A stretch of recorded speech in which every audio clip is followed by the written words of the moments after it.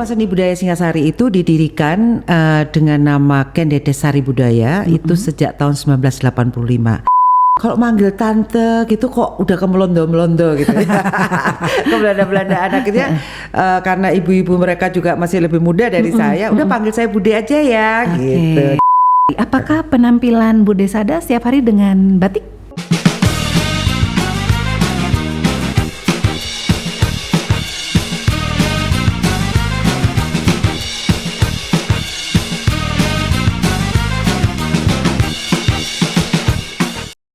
Apa kabar semuanya hari ini? Seneng gak sih kalau kita tuh dikelilingi aura-aura yang positif? Dan kalau kita bicara soal berbagi itu nggak cuman dalam bentuk fisik. Saya senyum, ngasih sesuatu energi, mudah-mudahan sampai loh ya ke teman-teman semuanya. Senang banget saya Tanti dari Vernon Edu hari ini hadir di podcast Ruang Inspirasi. Dan yang bakal saya bawa tentunya semuanya adalah inspiring people teman-teman. Dan yang spesial lagi, seniman yang merubah hobi jadi prestasi itu juga bakal kita kupas tuntas abis di ruang podcast Inspirasi. Pancasila iku sing utama dikali saka watake bangsa kabeh kudu dimusyawarahno kanggo keadilane kita.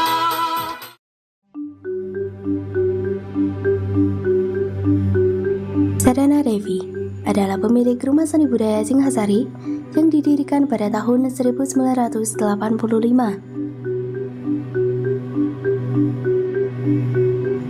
Sadana Devi adalah lulusan Trisakti Jakarta dan bergelar sarjana seni.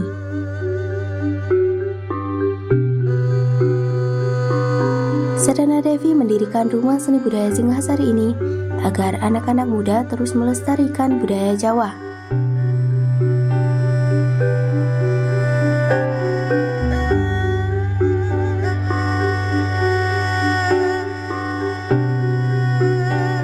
Pada tahun 2005, Sadana Devi bertemu dengan Eyang Tati S. Hajar yang memperkenalkan batik motif adiluhung. Kemudian Sadana Devi ingin mengembangkan motif adiluhung dengan tujuan agar anak-anak muda lebih mengenal budaya Jawa. Kemudian, Sadana Devi juga menjual hasil karya batiknya.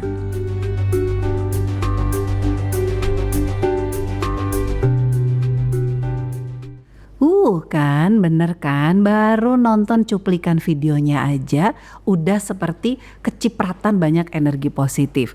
Jadi kalau ada tebak-tebakan tuh ya, bagi-bagi apa yang tidak perlu mengeluarkan uang, ya bagi-bagi energi kayak saya sekarang ini ya teman-teman. Kalau tadi cuplikannya kan namanya udah jelas tuh, kece banget ya namanya, Sadana Devi. Ada di sebelah saya, Tara.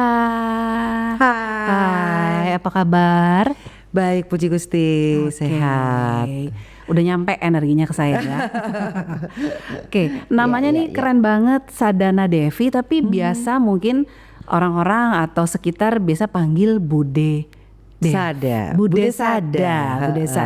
Awalnya gimana? Kenapa kemudian namanya jadi Bude Sada tuh nama tenarnya? Iya, karena di tempat sanggar kami di Rumah Seni Budaya Singhasari itu kan ada tari. Nah, tarinya masih anak-anak gitu kan. Kalau manggil tante gitu kok udah ke melondo-melondo gitu. Ke Belanda-Belandaan akhirnya karena ibu-ibu mereka juga masih lebih muda dari saya, udah panggil saya Bude aja ya gitu. Jadi itu awalnya dari kenapa kok pakai nama Bude Sada. Bude Sada, dan itu semakin menjadi menggurita gitu ya, semua orang Bude Sada. Oke, iya. Ada satu yang ikonik nih dari Bude Sada, mulai dari apa yang dipakai nih ya. Ini apa saya bisa bilang ini batik? Iya, batik ya. Batik tulis. Batik tulis. Bahkan yang di depan-depan ini juga batik. Iya, batik tulis. Ini salah satu profil dari Bude Sada. Iya, dari Rumah Seni Budaya Singhasari. Iya, kita punya brand namanya Wangsa Singhasari. Oke, saya mau ke Rumah Seni Budaya Singhasari dulu. Itu apa sih, Bude? Mungkin teman-teman yang lain juga pengen dengar, pengen tahu. Jadi Rumah Seni Budaya Singhasari itu didirikan dengan nama Kendedes Sari Budaya itu sejak tahun 1985. Sebuah perkumpulan pengerawit waktu itu. Kemudian oleh orang tua kami Bapak Haji Muhammad Nur Effendi dan Ibu Min Arminiati Arbai. Kemudian berlanjut ditambah menjadi perkumpulan pedalangan wayang purwa atau wayang kulit. Oke. Sampai sekarang ya, jadi sudah 39 tahun ini. Wow. Nah kemudian tahun 2014 karena saya merasa bahwa anak-anak, terutama anak-anak saya sudah tidak secara adab atau tata krama itu kok kurang gitu ya. Akhirnya saya matur sama ibu, mama, mah gimana kalau ini area sanggar kita tuh dibuka untuk umum. Oke. Kemudian masuklah tari, di situ ada tari. Iya, Terus kemudian berlanjut batik. Jadi kami ada beberapa rumah seni budaya Singasari itu sebagai rumah atau tempat berkumpul di mana orang-orang bisa belajar tentang terutama wayang sebagai tontonan, sebagai tuntunan kehidupan. Dan kemudian batik tulis ini adalah batik berfilosofi. Oke. Jadi sambil batik sambil belajar tentang kehidupan. Jadi di rumah seni budaya itu lebih kepada misi visinya adalah pendidikan budi pekerti luhur. Iya, satu yang baru saya dapat nih ya, teman-teman juga yang lagi gabung sama kami di ruang podcast inspirasi, ada batik tuh banyak banget jenisnya. Tapi saya hari ini baru dapat positive vibes lagi bahwa batik berfilosofi. Nah, saya mau ke profilnya dulu deh, ke Bude Sada sebelum saya udah semakin penasaran gitu ya di otak saya untuk di gambarnya apa sih, keren banget gitu kan. Nah, Bude Sada ini apakah dari lahir di Malang atau pernah hijrah kemana, balik lagi ke Malang karena merasa ada tanggung jawab atau gimana? Ya, saya sampai SMA di Malang. Oke. Terus kemudian melanjutkan kuliah di Jakarta di desain produk industri Universitas Trisakti Jakarta. Kemudian tahun 95 saya pulang ke Malang sama orang tua, udah deh kamu udah kelamaan nih di Malang katanya, gitu udah di sini aja. Akhirnya balik ke Malang dan kemudian mulai belajar tentang budaya ini. Begitu. Berarti udah cukup sangat lama juga ya, 95 sudah mulai merintis si rumah seni budaya ini. Tapi rumah seni budaya dari tahun 2014 sih sebenarnya baru saya tertarik untuk ke situ. Sebelumnya juga masih belajar juga sih. Tapi ya benar loh, walaupun dikatakan udah expert apapun, tetap belajar itu namanya ada selalu ruang ya. Untuk belajar tuh harus selalu ada ruang. Berarti tidak merasa cukup. Betul. Oke. Nah, dari SD, TK, SMP, SMA di Malang, kemudian hijrah ke Jakarta. Ada yang merasa hilang nggak tuh pas di Jakarta? Duh, saya kangen apa gitu di Malang? Wah, kalau Malang sih apa ya, semuanya deh, makanannya, udaranya, ya kan itu sesuatu banget deh. Kalau kita di Jakarta yang hidupnya itu individual ya kalau di Jakarta itu. Jadi selalu rindu di bulan Desember kayak gini-gini nih. Selalu rindu baunya tanah yang tersiram air, itu nggak ada banget deh di Jakarta tuh. Nggak ada ya? Nggak ada tuh. Itu. Ada makanan mungkin?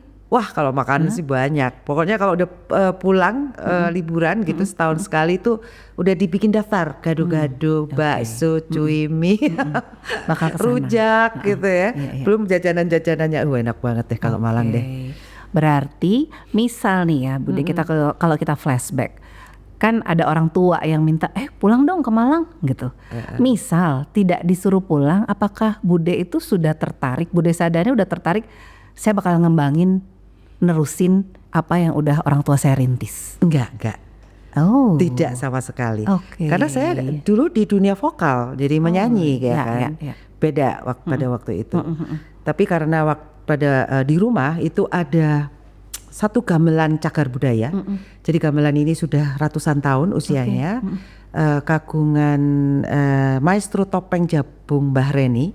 Jadi kami waktu itu saya sama adik saya Budi Rada ya. Ini enaknya diapain, masa digudangin nih gamelan ini kalau nanti bapak ibu nggak ada gitu kan. Udah kita lanjutin aja, kita terusin gitu. Kita jadi bertekad gitu loh untuk meneruskan itu gitu. Ya itu akhirnya sampai sekarang kami punya program-program, terutama sasaran kami sebenarnya anak-anak, mulai anak-anak sekolah dasar untuk kita isi dengan pendidikan budi pekerti luhur. Siap, berarti bentar lagi kan anak-anak libur ya. Apakah Rumah Seni Budaya ini juga membuka paket-paket liburan? Misalkan? Aduh, itu bagus banget sih. Nah, itu idenya. bayar ke saya tuh. Boleh tuh kita kerjasamain. Siap. Mungkin bisa Iya, seperti iya. itu juga kali ya, Bu Boleh, Desada boleh, ya. boleh. Nah, kalau ikonik dari Rumah Seni Budaya Singhasari sendiri itu apa, Bu De? Saya rasa kita sih nggak punya banyak menu ya. Cuman kalau di wayang itu kami punya program yang menurut saya dan sudah kami ujikan itu menarik, yaitu belajar nonton wayang yuk. Gitu. Nah, Itu dari kecil sampai orang dewasa bisa. iya bisa. Nah, terutama begini karena bahasa Jawa, bahasa itu kan sebenarnya karya budaya, ya, yang membedakan kita dengan binatang. Nah, bahasa Jawa tuh punya tingkatan, ada 5 tingkat sampai 6 tingkat. Wow. Itu menunjukkan betapa bahasa ini sangat-sangat spesifik. Ya, kita ngomong tentang sego, nasi, Ya. itu kan ada upo, ada sego, beras, bermacam-macam gitu ya. Tidak hanya rice kalau di dalam Bahasa Inggris, ya. ya. Itu menunjukkan bahwa bangsa kita tuh mempunyai tingkatan secara intelektual itu sebenarnya tinggi. Jadi kalau dibilang bahwa IQ-nya kita Paling itu rendah. itu aduh enggak banget deh. Mereka belum tahu deh apa kelebihan kita Oke. gitu. Dari bahasanya saja. Iya. Nah, bahasa ini hampir punah loh, Mbak. Bahkan Jepang masih punya kanji, Cina masih, Korea ada, India ada. Kenapa kita enggak gitu? Padahal dalam penulisan aksara Jawa pun itu sudah diajarkan tentang bagaimana kita halus. Ya, ada halus, tebal, halus. Dari kecil anak sudah diolah secara rasa. Kapan kamu harus keras, kapan harus halus. Itu tidak lagi diajarkan seperti itu. Itu penting banget. Sejak dasar anak-anak harus bisa mengelola emosi. Oke. Ya. Iya. Nah, di belajar nonton wayang yuk itu kami mencoba hanya untuk mengenalkan aja. Tak kenal maka tak sayang. Oke. Karena anak-anak SD punya buku Pepak Jawa. Di belakang itu ada wayang. Hasil riset kami dari sekian murid-murid yang datang, pada waktu saya tanyain siapa yang pernah nonton wayang live, dari sekian puluh itu hanya 3 anak. Oke. Bayangkan, bagaimana kamu mempelajari sesuatu tanpa pernah melihat, ya kan? Itu pendidikan yang saya rasa akan sia-sia kalau seperti itu. Semakin lama semakin dihilangkan bahasa ini. Malah mungkin anak-anak bisa lebih mengenal bahasa asing daripada bahasanya sendiri. Oke. Karena banyak yang bilang juga, saya lebih mending pelajaran bahasa Inggris deh daripada bahasa Jawa, sulit karena mungkin kesehariannya juga nggak diolah ya. Betul. Terus guru-gurunya juga tidak mengajarkan dengan cara yang menarik. Sebenarnya tidak ada anak bodoh. Cuma bagaimana mengajarkan dengan yang menarik mereka untuk menyukai. Oke. Saya jadi ingat nih kata Wakil Menteri Pendidikan Tinggi kita yang terbaru, katanya harus rajin mengelaborasi. Itu berarti emang bener ya? Dari kecil udah biasa dielaborasi, elaborasi gede juga begitu. Terus yang akhirnya tahu tadi ya, nonton wayang itu mengajarkan semua rasa. Betul sekali. Oke. Jadi ajaran luhur kita itu memang rasa yang didudukan. Jadi di belajar nonton wayang yuk, anak-anak nonton petilan wayang dengan tokoh-tokohnya. Tokoh-tokohnya kita pilih tokoh-tokoh yang bakalan idola gitu ya kan. Ada tuh tokoh-tokoh yang idolanya mereka dari masalah kepemimpinan mungkin gitu ya. Kemudian dari situ anak-anak bisa nutuk gamelan, merasakan. Jadi nontonnya bareng Wiyoko, jadi bisa merasakan yang namanya orkestra gamelan. Yang kata salah satu tamu kami orang Inggris, sarjana teknologi musik, gamelan adalah musik terunik di dunia. Oke. Biar mereka merasakan sensasinya, nggak cuma lihat di media sosial. Gimana ketika live langsung? Oke. Itu bisa kita tonton tiap hari? Oh enggak, itu reservasi ya. Cuman di tempat kami memang ada pelatihan wayang. Itu setiap hari Minggu, itu untuk senior. Terus kemudian hari Rabu malam, bisa nonton di sana. Tapi reservasi dulu. Oke. Nah, kalau saya tadi kenapa sampai tarik nafas gitu, itu bukan tidak ada alasannya teman-teman. Saya kayak terkejut-kejut gitu ya sama Bu Desada, alias saya juga butuh energi alias haus gitu ya. Di depan saya sudah ada yang bisa saya minum mungkin? Boleh? Oh, boleh. Boleh dicicipin. Rasakan segar. Murni rasa. Iya, boleh kita coba dulu. Boleh? Ya.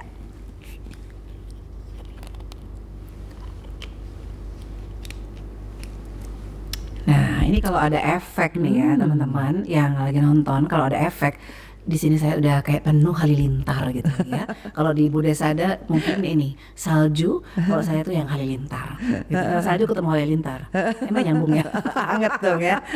Oke. Gimana? Segar? Seger dong. Iya, karena Haus saya tadi nih aku. terkesima kenapa sampai melongo gitu ya. Itu emang style saya kalau lagi jadi podcast. Gitu ya. Ketika narasumbernya itu memukau, berarti saya akan tercengang-cengang gitu. Ya, Bu Desada ini udah seger juga. Oke, udah. Saya mau bikin yang seger-seger lagi. Ini pastinya berkait sama tadi Rumah Seni Budaya Singhasari. Tadi dengan reservasi. Ya. Oke. Gimana tuh cara kalau kita pengen nontonin wayang tadi? Jadi biasanya itu kalau kita kerjasama dengan sekolah-sekolah itu biasanya anak-anak 2 kelas gitu ya. Kami memang sengaja tidak membuat pagelaran wayang misalnya di sekolah gitu. Ya, kita tidak melakukan seperti itu karena kami ingin benar-benar berinteraksi antara anak-anak dan para wiyoko gitu ya. Jadi dalang itu luar biasa. Seorang dalang itu harus mampu membawakan berpuluh-puluh karakter. Itu kan luar biasa. Satu orang kan ya? Satu orang. Sinetron aja satu karakter 1 orang gitu ya. Kalau ini dengan dalam satu pertunjukan dia mampu membawakan berpuluh-puluh karakter. Sesuatu yang luar biasa. Terus kemudian di belajar nonton wayang yuk ini nanti setelah pertunjukan kita bisa diskusi, ya diskusi dengan Pak Dalang, ceritanya apa. Kemarin itu waktu kita kasih tahu wayang, jadi anak-anak, ayo dipegang wayang ini, tahu nggak dari apa? Pada nggak tahu. Terus kita bilang ini terbuat dari limbah kulit sapi. Wow, gitu ya. Di situ, nah itu hasil riset kami betapa jauhnya mereka dari karya seni budaya kita sendiri. Yang harusnya bisa dengan cepatnya jawab tuh kan namanya wayang kulit gitu ya. Tapi ternyata harus mikir dulu dari apa ya ini kira-kira. Jadi dari limbah bagaimana leluhur kita mengolah limbah menjadi sebuah karya yang bernilai jual. Luar biasa ya. Berarti kan semuanya berkait sama seni budaya gitu. Awalnya senang seni, terpapar budaya dari orang tua nih budaya. Nah sekarang untuk tambah melebarkan seni lagi biar kalau paparan dari orang tua kan udah kena nih ke budaya udah kena nih udah terpapar. Nah, gimana caranya biar paparan seni ini juga terkena ke masyarakat banyak, tadi ke anak-anak juga mungkin sering datang ke sanggar, ke rumah seni budaya, atau ada hal-hal lain nggak yang biar semua tuh terpapar yang namanya seni budaya yang dirintis sama orang tua bahkan sekarang diterusin sama Bu Desada. Ya. Saya sih sebenarnya berharap kami bisa mengadakan kerjasama dengan sekolah-sekolah yang terdekat aja, terutama memang anak-anak SD. Saya berpikir bahwa anak-anak minimum harus 1 kali saja mereka nonton wayang agar masuk ke data memori mereka. Kemudian ketika nanti mereka entah di jurusan apapun, mereka bisa menggali informasi yang ada di data memori mereka. Dan di Rumah Seni Budaya juga mengatakan, saya selalu katakan ini adalah rumah kalian, di mana kalian bisa bertanya, berdiskusi, bermusyawarah atau apapun dengan bude di sini kayak gitu. Itu mengenai wayang ya. Dan kita bekerja sama dengan mulai SD, SMP, SMK, SMA, SMK Negeri 2 ini juga kemarin bikin film pendek mereka 5 besar di Bandung dan juara harapan 2 se-Jawa Timur. Keren Selamat pokoknya. kakak-kakak. Luar biasa. Boleh ada suaranya, boleh? Mana suaranya? Yeay, gitu ya. Coba ada mesinnya pop gitu ya. Oke, jadi ini for your information, ini ruang podcast inspiration ini semua ada di depan saya adalah teman-teman SMK Negeri 2 Singosari ya. Dan tadi udah disampaikan menang juara. Se-Jawa Timur loh, juara harapan 2 tuh udah keren banget se-Jawa Timur. Ih, Luar biasa. Luar biasa. Ya. Saya jadi pengen SMK lagi gitu. Bener. Ya. Terus ada lagi batik nih Mbak Tanti. Selain tadi yang banyak sekali hal-hal Wayang yang ya. bisa kita lihat ya, salah satunya adalah nontonin wayang. Iya, iya. Jadi pertunjukan temanya beda-beda ya kalau nonton wayang nih. Iya, sesuai dengan misalnya negara ini misalnya butuh pemimpin yang bagus, maka kita temanya kita bikin gimana sih seorang pemimpin yang bagus misalnya. Oke, jadi Masuk kalau ke situ bahasa kan. sekarang tuh yang lagi ngomongin leadership gitu-gitu ya. Ada tuh di wayang. Jadi orang itu zaman dulu loh kita nih Mbak Tanti mengidentifikasi dirinya dengan karakter yang ada di wayang. Oke. Jadi untuk mengenal karakter sendiri itu, oh aku kayak Bimo misalnya kalau dulu kan ada tuh Siap, di benar. rumah-rumah tuh Benar. ngapain Pak kok pasang wayang Iya. gitu kan. Dia bangga banget idola gitu karena kayak dia wataknya itu dia punya gitu. Ini ya kalau kita teman-teman kita balik lagi ke era sekarang. Tadi kita udah ngomong leadership ada di wayang, ya. Betul. Kemudian personal branding itu juga ada di wayang, ya nggak sih? keren. Ya. Bener. Ketika kita, aduh saya pengen kayak siapa ya personal brandingnya. Udah lihat di wayang aja semuanya ada. Iya, Ya? iya. Iya loh. Jadi betapa banyaknya karakternya luar biasa loh orang. Aku pikir-pikir orang Iya. Jawa itu kok sampai bikinnya kayak gitu ya. Itu kan Iya. hasil riset. Benar. Kalau orang Jawa bilangnya ilmu titen-titen Mbak Tanti. Ilmu titen-titen itu apa? Penelitian. Oh, Riset yang puluhan tahun bahkan ratusan tahun tentang karakter. Oke. Dan jadilah tokoh-tokoh yang ada di wayang yang diceritakan kembali. Iya, luar biasa sih. Luar biasa banget, sampai merinding loh ya. Iya, aku teman-teman ya. Iya. Ya ampun. Merinding Oke. lagi deh. Seni budaya itu kan sesuatu yang memang harus membiasakan diri ya untuk membudayakan sesuatu untuk menjadi akhirnya kita tahu rasanya kayak apa. Pernah bosen nggak? Orang kita sekolah aja pernah bosen. Ayo teman-teman yang di sini, oh semuanya bilang enggak.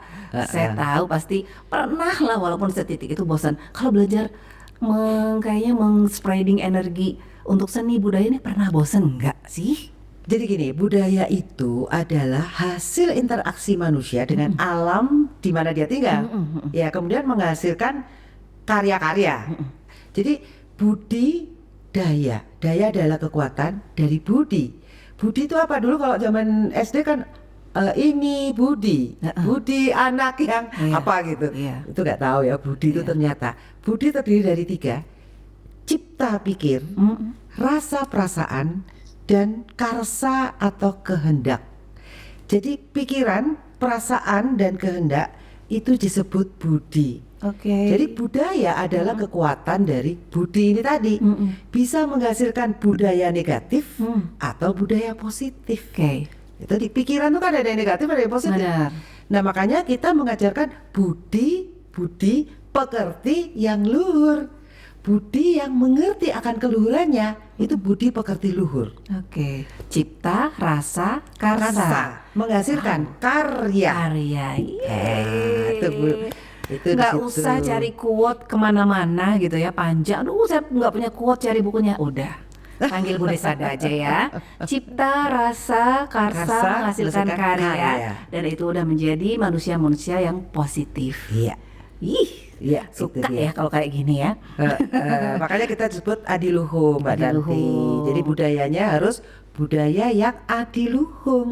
Gitu. Ngomong-ngomong adiluhung nih, ini tadi kan saya sempat nanya-nanya nih teman-teman ya bahwa adiluhung tuh apa sih? Tadi sempat dijelasin bahwa ini juga motif. Nah, yang ada di depan saya, apakah ini juga adiluhung nih? Ini Iya. motif adiluhung kah ini? Betul Terus sekali. yang dipakai Saya pakai Bude itu juga adiluhung Ini itu? nih. Oke. Coba dong kasih tahu adiluhung tuh apa. Kalau buat yang awam itu adiluhung tuh kayak apa ya, ini kayak pendekar kah atau apa? Ternyata apa? Adiluhung itu memang bahasa Jawa ya, banyak dipakai di apapun lah, di karya-karya budaya ya kan. Nah termasuk di salah satu nama motif adiluhung ini. Jadi motif adiluhung ini digagas oleh salah satu sesepuh kita semua maestro batik ya. Beliau Eyang Tati S. Hajar, usianya 93 tahun.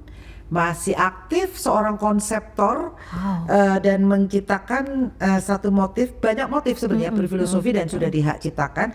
Nah, salah satu yang sedang kami branding adalah motif adiluhung ini. Dari namanya itu adi itu tinggi, luhung itu luhur. Jadi berkualitas tinggi yang juga luhur gitu ya. Adiluhung. Bagaimana sih seseorang itu berwatak adiluhung? Nah, ini ada ceritanya nih. Yap. Cerita mulai tentang di tengah ini ada simbol yang diambil dari kepala sabuk Ken Dedes Pratsna Paramita. Oke. Siapa tuh Ken Dedes? Iya. Pasti kalau sambil ngajar gitu tuh, tahu nggak siapa Ken Dedes? Siapa gitu, ada yang nggak tahu Iya, juga. iya. Yaitu adalah ratu dari kerajaan Singasari yang dari rahimnya lahirlah tokoh-tokoh pemimpin atau raja-raja di Jawa dan kemudian Nusantara. Oke. Ya, itu dari sini loh. Jadi sabuk yang dipakai sama ratu ya sebenarnya. Oke. Nah, ini ada 3 bagian. Ini namanya pending, ya pending. Pending. Itu menyimbolkan antara ikatan budaya kita, mbah, anak, dan cucu. Wow. Kenapa? Karena di barat atau di luar itu ada namanya budaya nuclear family. Maksudnya anak-anak usia 18 tahun, anak-anak usia 18 tahun itu biasanya sudah meninggalkan rumah. Keluar ya. Orang tua kalau sudah tua kemana Mbak Tanti? Kalau di luar negeri. Ke panti? Kalau Mbak Tanti kira-kira ibunya dimasukkan panti nggak? Enggak dong. Itu bukan budaya kita, itu nuclear family. Betul. Kalau budaya kita tak akan tetap terikat. Mbah, anak, cucu. Sudah ada di Lintas sini generasi. filosofinya. Filosofinya Oke. itu budaya kita adalah ikatan dari itu. Kenapa? Karena anak-anak sekarang yang dengan teknologinya itu bisa-bisa akan meninggalkan kita loh. Betul. Iya kan? Iya. Mendingan tanya Mbak Google daripada nanya sama mbahnya. Iya. Maka seorang Mbak mbah beneran ya. seorang mbah juga harus punya kebijaksanaan untuk bisa mengajarkan pitutur, seni pitutur itu harus ada. Nah, terus kemudian 5 kelopak bunga Padma, ini bunga kesayangan Ken Dedes. Padma itu adalah teratai yang ada tangkainya. Itu kalau di dalam Muslim itu adalah melaksanakan yang namanya rukun iman. Rukun iman. Ada rukun iman ada 6, tapi dimampatkan jadi 5. Semua agama punya rukunnya sendiri, ya rukun imannya sendiri. Oke, nanti bisa diteruskan. Oke, jadi memang nih ya ketika kita bicara soal motif adiluhung tadi itu luar biasa. Dari satu bunga, ini kan bunga ya? Betul, ini bunga Padma ya. Padma. Bunga Padma satu aja ternyata punya filosofi yang Ya, luar biasa. Belum selesai itu tadi masih panjang. Iya, Oh. oke. Makanya dari tadi saya kipas-kipas dulu nih, ya kan? Oke. Dari tadi saya kipas-kipas. Kayaknya ini apakah motif yang ada di kipas ini juga motif adiluhung? Ternyata iya, walaupun warnanya berbeda. Betul. Apakah boleh warnanya berbeda? Sebenarnya warna dasarnya memang seperti ini. Jadi mbah anak cucu ini warnanya putih karena menunjukkan kesucian, kemurnian, ketulusan seperti itu. Terus kemudian kelopak bunga Padma ini warnanya memang hijau. Terus kemudian di 5 kelopak berikutnya ini adalah wewalere wong Jawa. Jadi ada 5, yaitu larangan orang Jawa itu ojo manembah selain Gusti Allah, ojo pek pinek darbe ing liyan, jangan mengambil yang bukan hak kita. Seperti korupsi, mencuri ya. Terus ojo rusak peranatane negara. Misalnya merusak peranatan negara itu nyapu dimasukkan selokan. Terus kalau selokannya itu Mampet banjir, gitu ya. siapa yang disalahin biasanya? Oke, Gitu. iya. Terus kemudian ojo mangan sing rusak rogo, dan yang kemudian adalah ojo cecongkrahan. Nah, semua keluarga ini kalau melakukan 5 hal ini, maka Pancasila 5 kelopak yang di luar kuning ini akan hidup di dalam keluarga-keluarga kita. Oke, siap. Apakah ini juga ini bisa kita dapatkan? Ini saya pengen banget nih, misalkan dapetin ini, apakah boleh? Boleh, boleh, Oke boleh, deh. boleh. Tentu boleh teman-teman.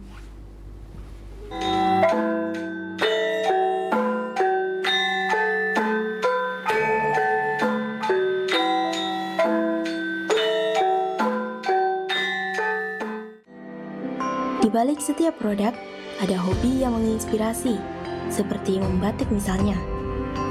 Membatik bukan sekedar tradisi, tapi juga sebuah cara untuk menciptakan sesuatu yang penuh makna, di mana setiap pola dan warna yang dihasilkan berbicara tentang identitas dan budaya. Sadana Devi juga menciptakan sebuah lagu, menggabungkan melodi dan lirik yang akhirnya menjadi karya yang bisa dinikmati banyak orang.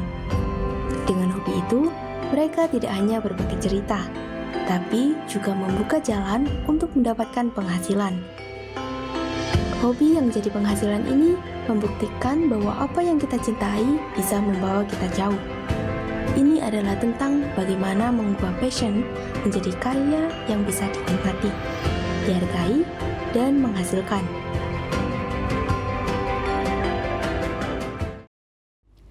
Nah, saya tadi meneruskan ya. Tadi saya dari tadi kipas-kipas. Apa kepanasan di sini? Sebetulnya enggak, cuman karena kipasnya cantik.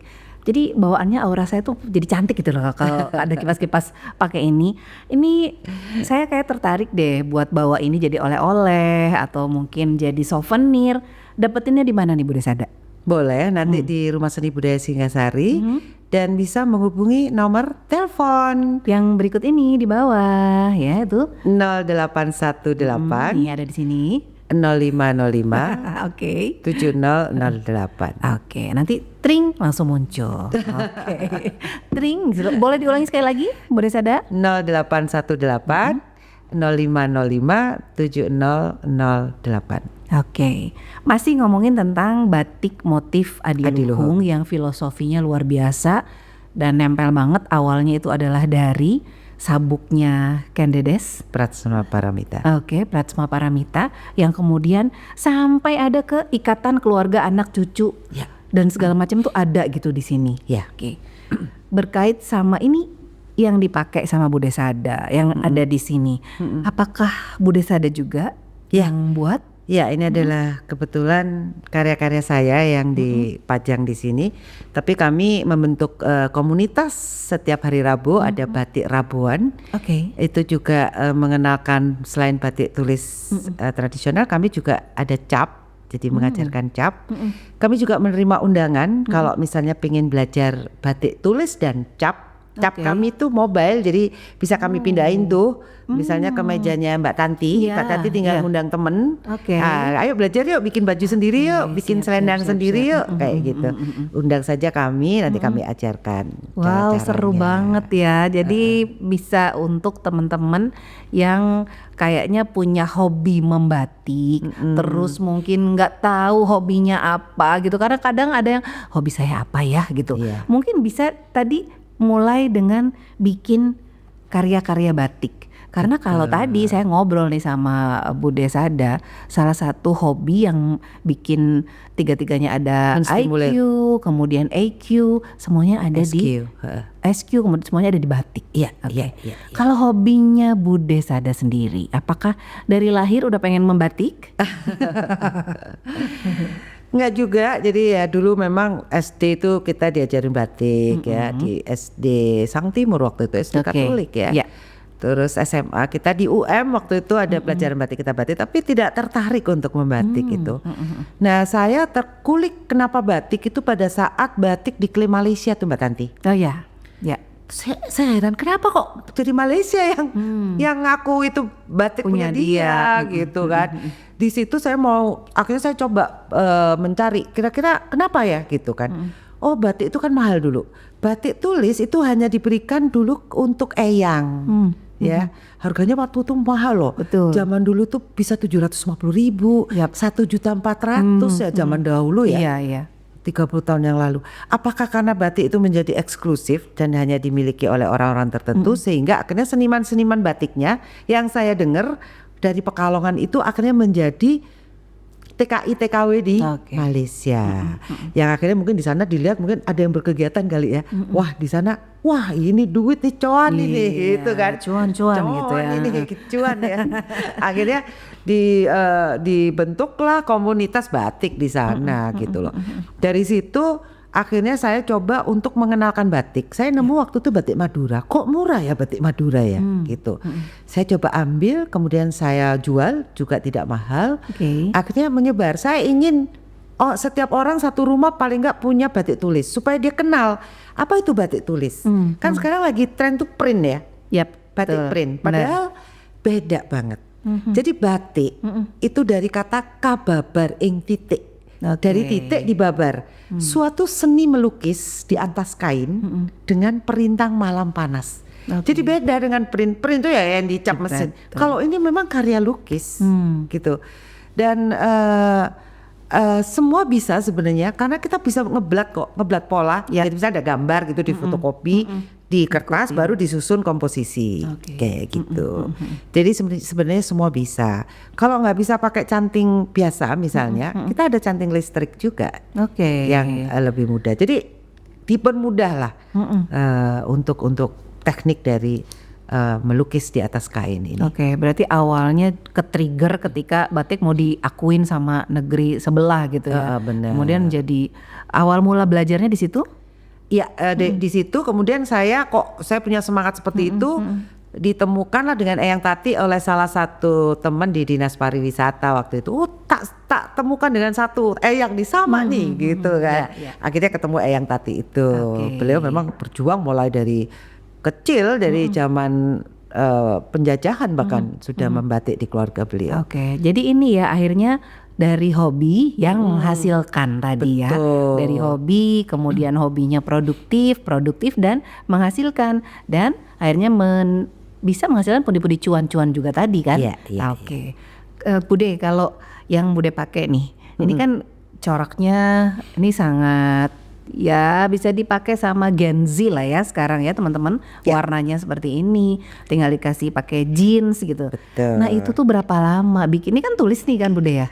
Itu berapa lama bikinnya? Jadi ini sebenarnya selendang 4 sisi. Jadi ada 4 gitu, macam-macam motifnya. Nah kalau ditekuk gini, misalnya besok aku pakai yang ini gitu. Tapi satu sebenarnya ya.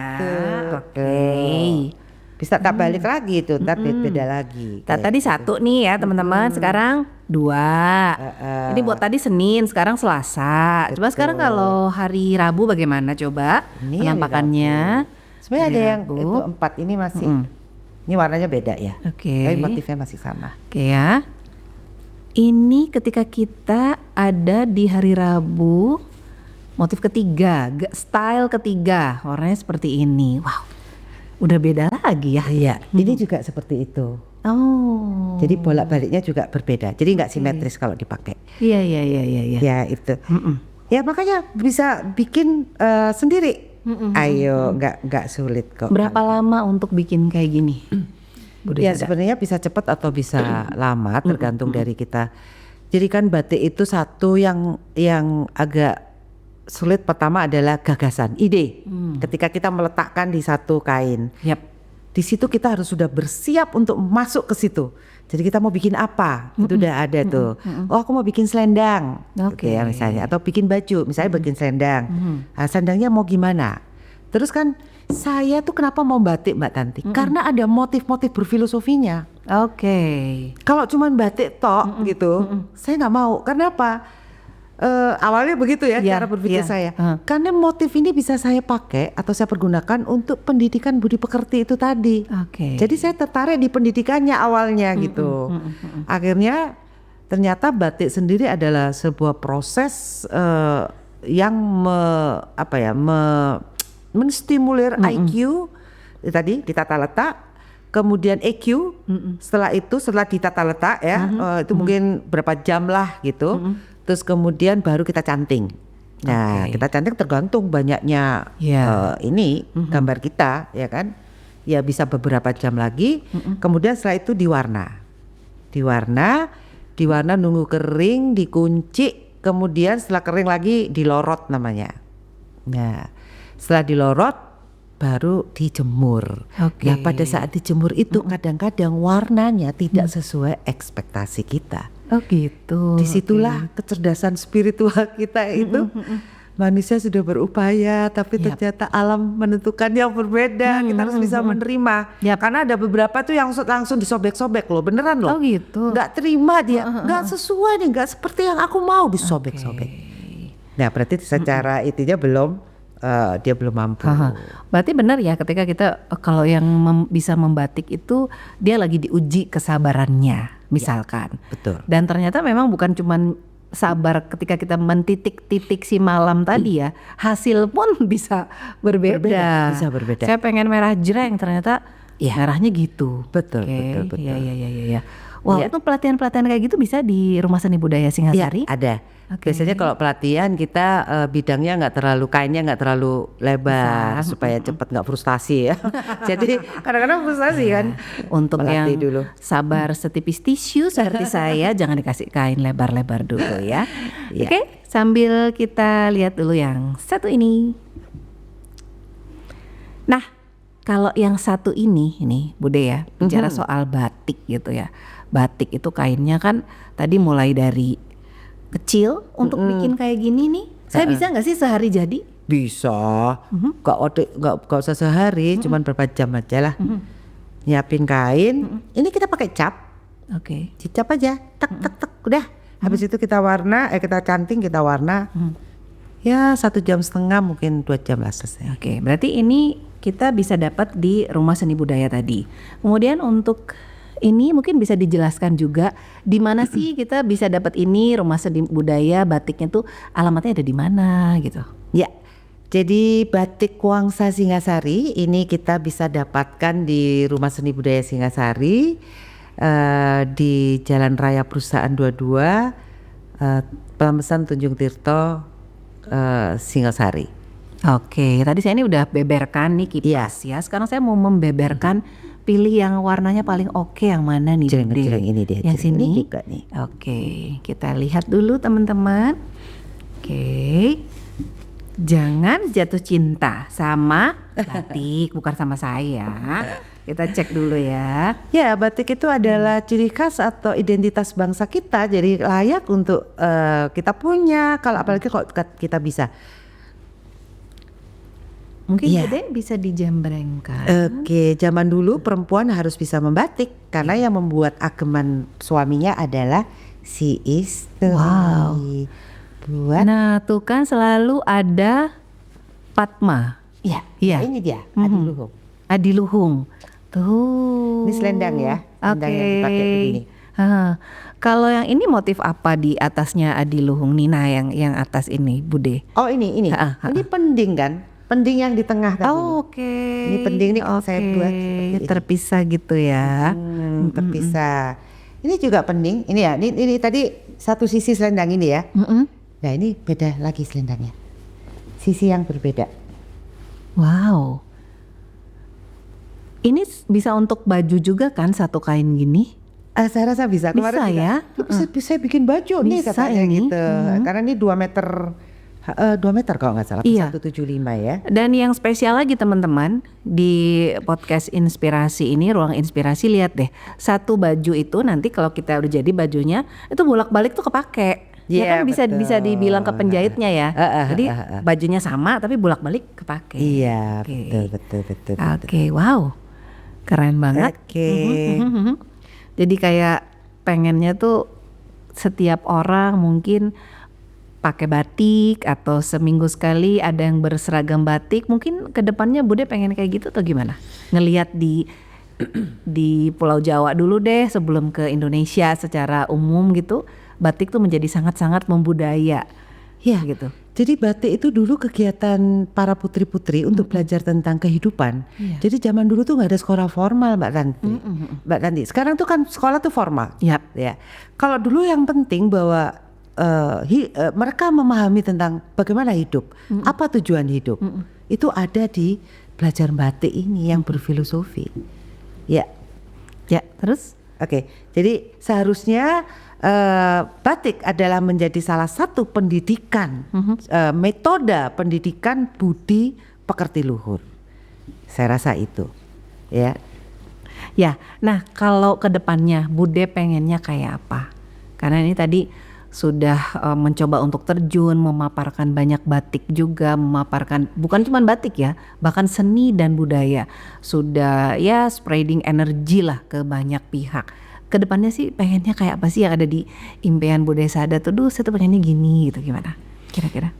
Ya, di tengah teknologi yang semakin maju seperti ini, sebenarnya ajaran luhur dari Jawa sendiri, Jawa itu adalah bukan suku sebenarnya, adalah lifestyle, gaya hidup. Okay. Gaya hidup Jawa itu bagaimana? Hidup harmoni dengan alam. Karena kita adalah bagian dari alam.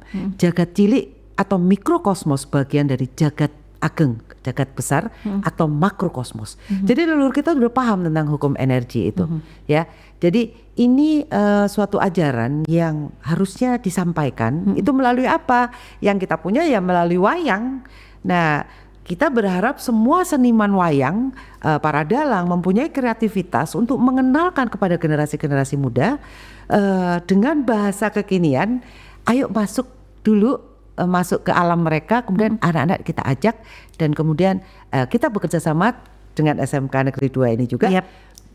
Membuat film, ternyata mereka ya kan akhirnya menyebarluaskan tentang batik Adiluhung ini juga, batik wayang. Jadi kami berharap kerjasama dari lintas generasi, mbah, anak, cucu, ayo yuk kita mengajarkan tentang budi luhur, persiapkan untuk Indonesia Emas 2045. Indonesia insya Allah mercusuar dunia.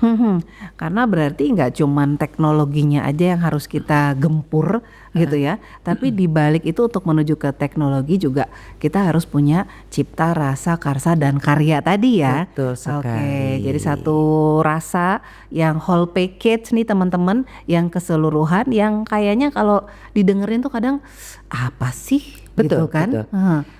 Itu bisa kita lihat kok ke depan ketika anak-anak sudah semakin modern dengan teknologi, mereka akan semakin kering. Itu pasti. Kenapa? Sebagai makhluk alam kita semakin jauh dari sejatinya makhluk alam. Betul. Lama-lama kan kering, gersang gitu. Pasti mereka akan kembali lagi. Nah, itu kita udah siap gitu. Kita udah siapkan itu gitu. Kita tidak mungkin menghalangi kemajuan teknologi kan Mbak Tanti? Berarti memang ada satu hal yang harus disiapkan oleh satu keluarga, atau mungkin kita juga harus menyiapkan banyak energi gitu ya. Tadi termasuk di sekitar kita bisa terkena energi positif, terkena energi negatif. Nah, kalau batik ini bicara soal energi nih, Budaya Sada. Saya nih kalau lagi pakai batik misalkan, itu kayaknya ada sesuatu yang beda aja, ngerasa kece aja gitu, atau tidak pernah yang namanya salah kostum ketika saya memilih pakai batik. Emang ada energi yang dipancarkan atau gimana sih Budaya Sada kalau kita lagi pakai batik kayak Bude lagi pakai nih sekarang? Dengan Bude tanpa selendang, dengan ada selendangnya itu sudah beda sekali. Beda gitu. Banget ya. Ada nggak sih kalau kita berkait ngomongin energi batik, apakah ada energi-energi bagus yang terpancarkan dari batik berfilosofi ini? Ya, apalagi ketika kita memahami tentang adiluhung, terus kemudian ketika kita menggambar motif ini dipenuhi dengan rasa gitu, kan itu energi. Kita ini kan sebenarnya makhluk energi. Leluhur kita tahu kok, sebelum orang mengenalkan kita tentang energi di era modern ini, leluhur kita sudah mengenalkan tentang energi gitu. Termasuk di dalam karya-karya penciptaannya di batik ini. Jadi batik ini kalau memang dibatik dengan rasa, dengan jiwanya, pasti beda banget. Beda banget, rasanya tuh beda. Makanya tulis sama cap tadi beda ya. Beda. Apalagi printing bukan termasuk batik ya kalau saya. Hanya motifnya mengambil dari motif yang ada di dalam batik, tapi dia sama sekali secara dari UNESCO-nya sendiri yang diakui kan batik tulis. Jadi sama sekali. Berarti kalau kita beli batik yang misalnya meteran nih, saya beli batik 5 meter. Itu dari kayak konveksi atau mungkin garment, itu bukan batik tapi motifnya yang ngambil dari motif batik. Siap. Sehingga berbeda. Berbeda.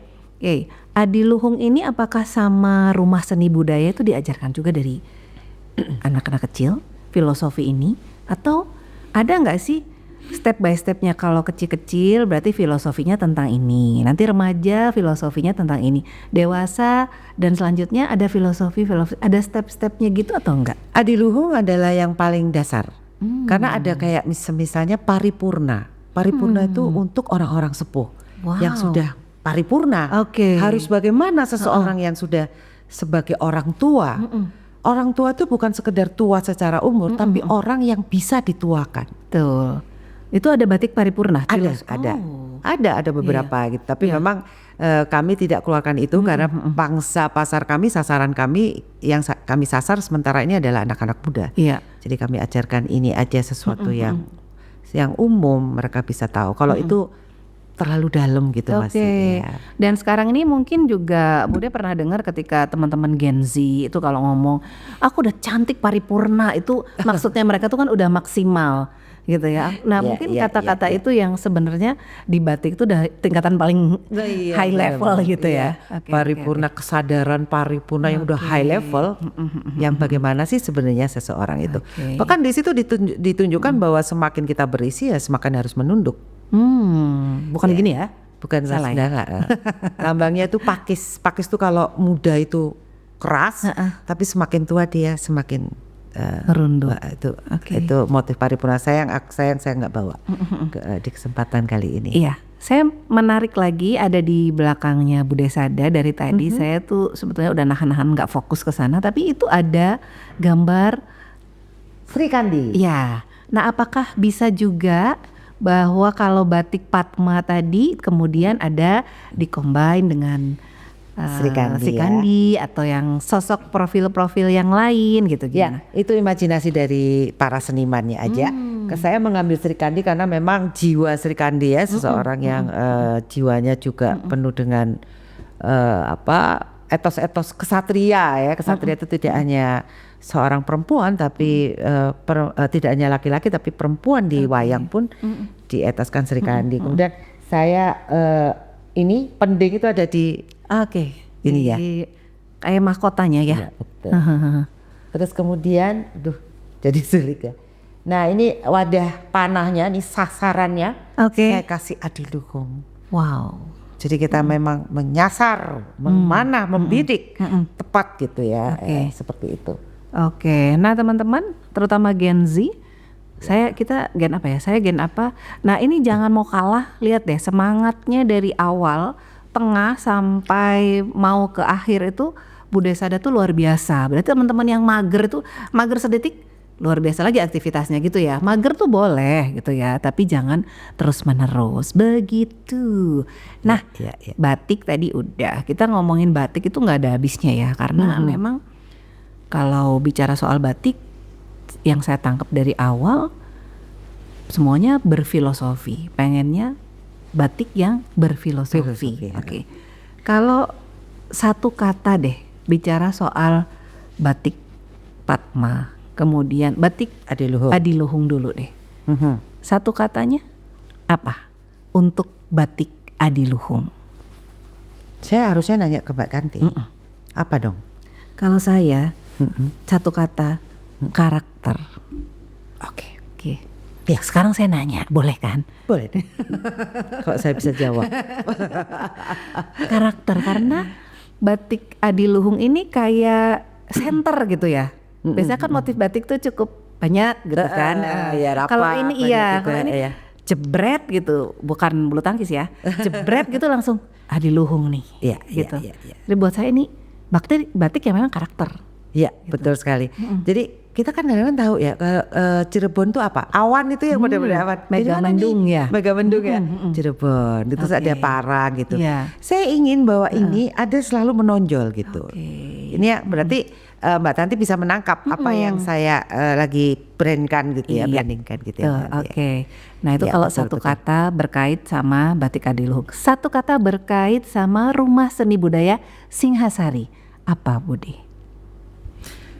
Rumah kalian, rumah kita gitu. Saya ingin anak-anak itu karena perjalanan hidup saya yang tidaklah mudah gitu, jatuh bangun gitu ya istilahnya. Saya begitu sayang gitu sama semua, bahkan semua makhluk deh. Saya doakan semoga berbahagia. Terutama untuk anak-anak saya gitu, anak-anak bangsa.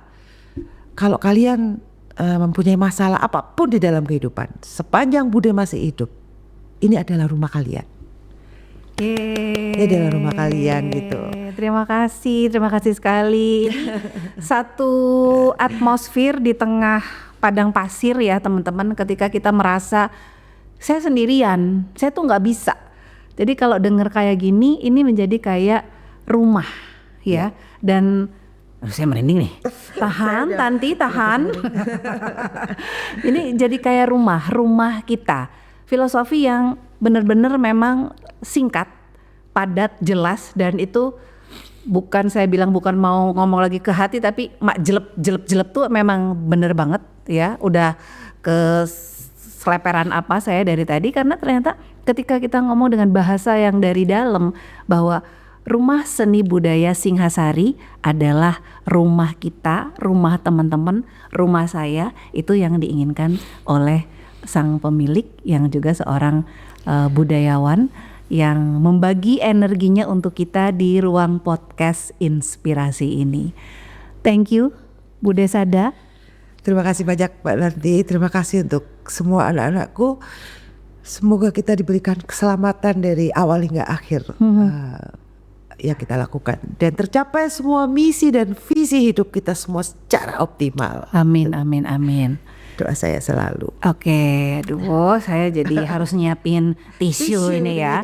Oke, satu bocoran ya untuk teman-teman yang lagi nonton channel YouTube-nya di podcast Ruang Inspirasi, ada di miliknya SMK Negeri 2 Singosari ya. Ini kru-krunya juga semuanya matanya udah merah. Ya. Merah Mengantuk bukan kali. karena mengantuk ya, tapi bukan ya. kena energi dari podcast hari ini. Ini nggak ada cerita mau sedih-sedihan loh ya, tapi ternyata ketika membicarakan sesuatu yang filosofinya dalam banget ya, itu luar biasa ternyata. Ini teman-teman. kehidupan gitu. Oke, ya. Satu yang teman-teman harus tahu bahwa ini kehidupan. Kalau teman-teman di keluarga, ya nggak sih Bude Sada, ketika kita di keluarga kita dimarahin bapak, ibu atau dan itu belum apa-apa gitu ya. Di luar sana masih banyak hal-hal yang jauh dan harus kita ketahui. Dan filosofi semuanya baru kita kupas sedikit ada di motif adiluhung. Kemudian kita juga tadi membahas itu baru sedikit seputar Rumah Seni Budaya Singhasari. Pengen lebih dalam lagi, yuk boleh merapat main. Abis ini kita bareng-bareng boleh ke sana. Ada Instagramnya?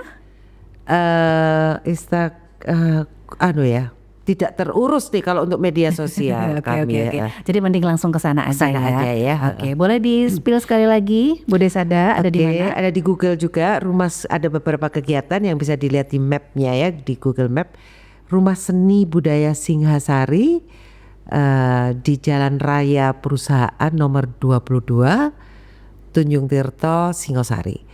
Nomor teleponnya 0818 0505 7008. Oke, tapi saya kepo. Saya tuh selalu penuh dengan kepo. Katanya orang yang kepo tuh kreatif ya. Jadi biar dibilang orang kreatif, saya kepo aja gitu setiap hari. Apakah penampilan Bude Sada setiap hari dengan batik? Saya berusaha untuk seperti itu. Jadi self branding saya memang saya coba untuk memakai baju ini yang saya lihat dari eyang saya, kok mudah sekali ya, kok anak sekarang kok sulit sekali memakai baju itu kan. Kita kan, saya juga orang yang tomboy sih Mbak Tanti, senang pakai celana gitu kan. Saya pakai celana jeans lah. Jeans ini kan sebenarnya dari Amerika ya gitu kan. Ini budaya kan. Jadi kita perang kreatif aja gitu, perang kreatif budaya. Kita juga punya sesuatu kok yang bagus yang mungkin orang luar pun juga akan suka. Tapi awali dari diri kita sendiri, kita pakai aja gitu karya-karya kita. Saya berharap nanti kalau belajar berkarya, pakai aja karyanya sendiri. Baju batik buatanku. Oke, keren banget ya. Jadi membranding diri kita biar teman-teman juga tahu bahwa ini hasil karya kita dan menjadi personal branding diri kita gitu ya. Yang paling favorit warna apa dari batik yang disediakan di sini? Yang dipakai kah atau yang mana yang paling favorit? Saya senang cerah, gitu. Ini kayak gini nih, ini satu contoh nih Mbak. Ini saya pengennya sebenarnya dark blue, tapi ternyata hasilnya adalah seperti ini gitu. Tapi ya lucu juga sih warnanya gitu kan. Pantesan ya batik itu warnanya suka kayak nggak ada di template warna. Betul. Ya. Ini merah apa ya? Merah merah agak apa, biru agak apa gitu ya. Ternyata itu hasil dari pewarnaan yang nggak jadi. Nggak jadi, tapi kok bagus gitu, malah bagus nih. Pakai misalnya kebaya warna-warna hijau-hijau yang puyeh juga gitu ya. Oke. Ini nih, ini saya suka nih. Ini baru saya lorot. Baiklah. Yang saya anggap tidak berhasil, tapi ternyata kok lucu. Oke, filosofi batik hari ini banyak sekali yang bisa kita terapkan dalam kehidupan. Sekali lagi terima kasih untuk Bude Sada, tetap berkarya, tetap kasih kami semua energi yang baik dan tetap konsisten untuk batik adiluhungnya, karena bikin Bude Sada jadi so beautiful dengan batik. Dan buat kami juga pengen menjadi sesuatu yang berkarakter di hidup ini.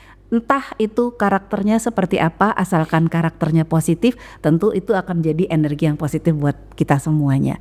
Thank you Bude Sada, sampai ketemu lagi di next episode ya. Oke, terima kasih. Baik teman-teman, thank you sekali lagi, terima kasih untuk sesi podcast Ruang Inspirasi hari ini. Satu hal deh, nggak ada yang tidak jadi, tidak ada yang kemudian buruk ketika kita sudah mulai berusaha. Terima kasih, saya Tanti dari Ruang Podcast Inspirasi. Terima kasih, bye.